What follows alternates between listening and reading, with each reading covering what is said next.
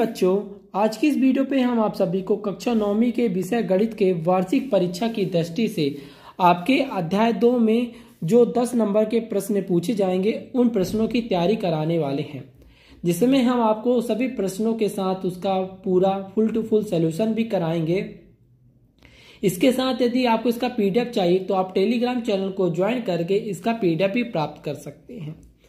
यदि आप इस वीडियो पे दिए गए सभी मोस्ट इंपॉर्टेंट क्वेश्चंस की तैयारी कर लेते हैं तो इस चैप्टर से आपके जो 10 नंबर के प्रश्न पूछे जाएंगे वो आपसे बनने लग जाएंगे। और आप मान लीजिए आपके जो 75 नंबर के पेपर हैं उसमें से आप 10 नंबर की तैयारी तो अभी इस वीडियो में ही कर लेंगे, क्योंकि इस चैप्टर से आपके कोई भी क्वेश्चन बाहर के नहीं आने वाले। इसी चैप्टर से आपके पूरे के पूरे क्वेश्चंस पूछे जाएंगे।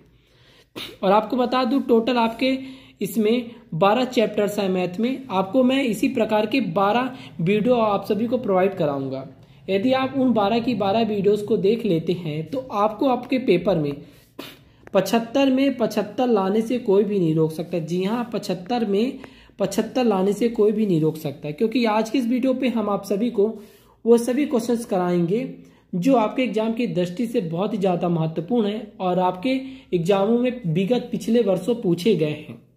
तो चलिए वीडियो स्टार्ट करते हैं और देखते हैं कि 10 नंबर के प्रश्नों में वह कौन कौन से प्रश्न आएंगे। तो पहला प्रश्न आपका सही विकल्प चुनकर लिखिए, जिसे पहला प्रश्न आपसे पूछा गया बच्चों, निम्नलिखित में से कौन सा एक बहुपद है?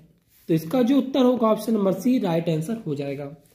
नेक्स्ट है बहुपद 4x का घाते 4 प्लस 0 का x क्यूब प्लस 0 का x cube plus 5x plus 7 की घात क्या है? तो आपको बताना इसकी घात जो है 4 होगा। ठीक है, अगला है यदि px बराबर x cube minus 2 under root 2 plus 1 है तो p 2 रूट 2 किसके बराबर होगा?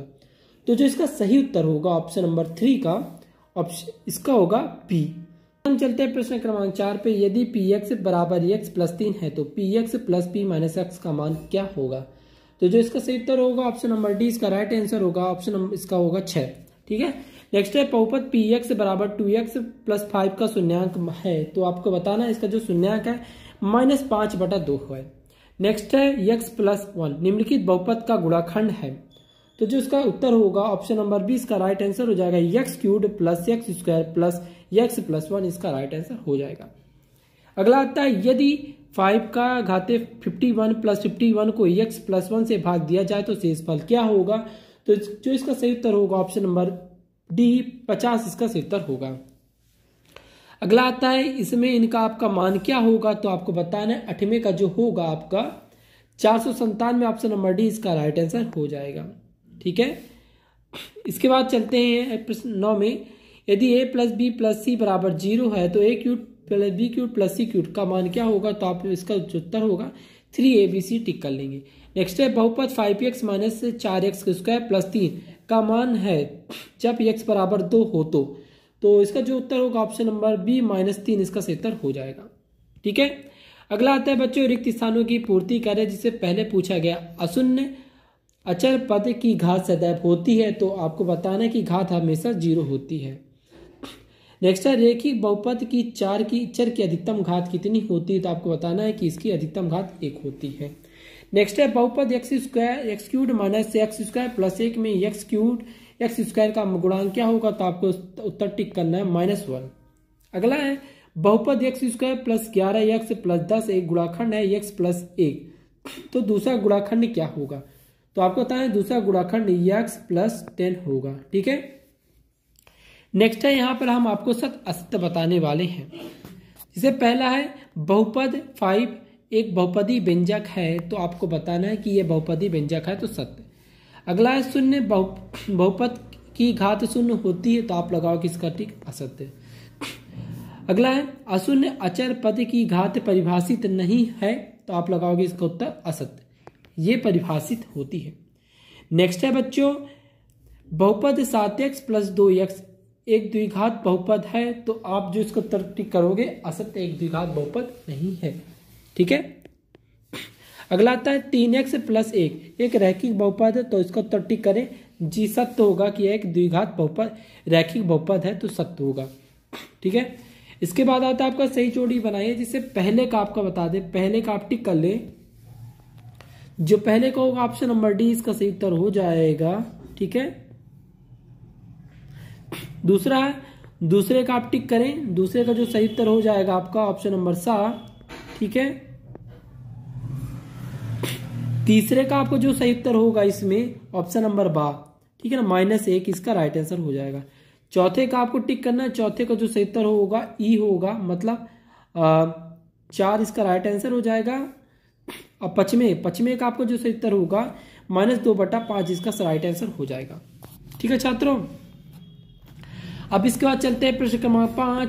यहाँ पर आपसे पूछा गया है एक शब्द एक वाक्य में उत्तर दीजिए, जिससे पहला है ऐसे बहुपद जिसके सभी गुणांक शून्य हो क्या कहलाते हैं। तो आपको बताना है ऐसे इनको शून्य बहुपद कहते हैं। नेक्स्ट है ऐसा बहुपद जिसमें केवल एक पदों से क्या कहते हैं। तो आप इसका उत्तर टिक करेंगे, एक पदी कहते हैं।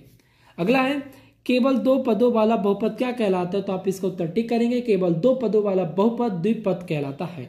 अगला है एक घात वाले बहुपद को क्या कहते हैं। तो ये आप लगाओगे कि एक घात वाले बहुपद को रैखिक बहुपद क्या कहते हैं, रैखिक बहुपद कहते हैं। ठीक है, इसके बाद बच्चों हम चलते हैं प्रश्न क्रमांक 6 से। ठीक है, यहां से आपके 2-2 नंबर के 3 प्रश्न आपके एग्जाम में देखने को मिलेगा। ठीक है, पहला है सत्यापित कीजिए कि दिखाए गए मान का निम्नलिखित स्थिति में संगत बहुपद के शून्यांक है अथवा नहीं।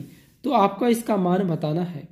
नेक्स्ट है जांच कीजिए कि 7 + 3x 3x का क्यूब + 7x एक गुणाखंड है या नहीं, बताना है। नेक्स्ट है गुणाखंड प्रमेय लागू करके बताइए gx और px का एक गुणाखंड है या नहीं, आपको इसका मान बताना है। नेक्स्ट है k का मान बताइए जब x - 1 px x² + x + k एक गुणाखंड हो। नेक्स्ट है गुणाखंड, आपको इसका गुणाखंड करके बताना है। इसमें भी आपको सेम करना, आपको गुणाखंड बताना है। नेक्स्ट है सर्व समीका का प्रयोग करके निम्नलिखित का गुणाखंड का मान ज्ञात करना है, मतलब आपका सर्व समीका का प्रयोग करके इसका आपको मान ज्ञात करना होगा।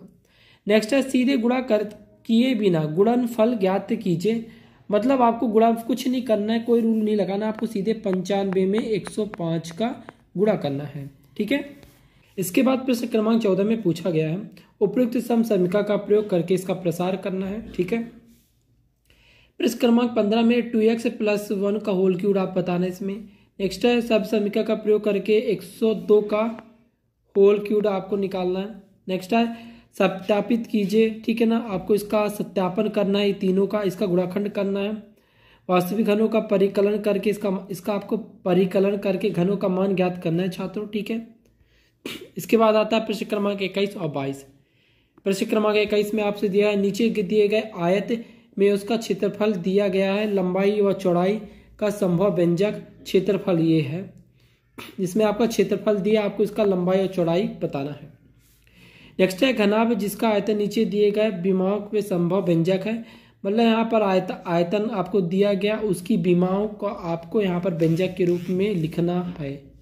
ठीक है, तो दोस्तों आई होप आज की इस वीडियो पे मैंने आपको अध्याय 2 के, जी हाँ अध्याय 2 के आपको मैंने 10 नंबर के क्वेश्चंस करा दिए हैं। यदि आप इस वीडियो को बहुत ध्यानपूर्वक और इस वीडियो में दिए गए समस्त क्वेश्चंस को आप यदि अच्छे से पढ़ लेते हैं तो आपको इस चैप्टर से 10 में 10 लाने से कोई नहीं रोक सकता। और इसी प्रकार यदि आप टोटल 12 चैप्टर्स के मेरी पूरी वीडियोस को कंप्लीट कर लेते हैं तो आपको 75 में 75, जी हाँ आपको 75 पे 75 लाने से कोई भी नहीं रोक सकता।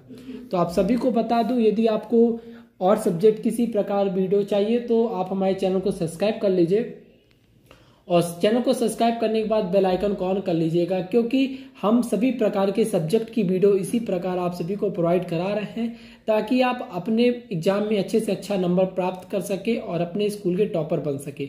तो दोस्तों आज के लिए बस इतना ही, फिर मिलते हैं एक नेक्स्ट वीडियो के साथ। और हाँ, यदि वीडियो पसंद आई तो प्लीज़ वीडियो को लाइक करिए, चैनल को सब्सक्राइब करिए और अपने दोस्तों के साथ इस वीडियो को ज़्यादा से ज़्यादा शेयर जरूर करें।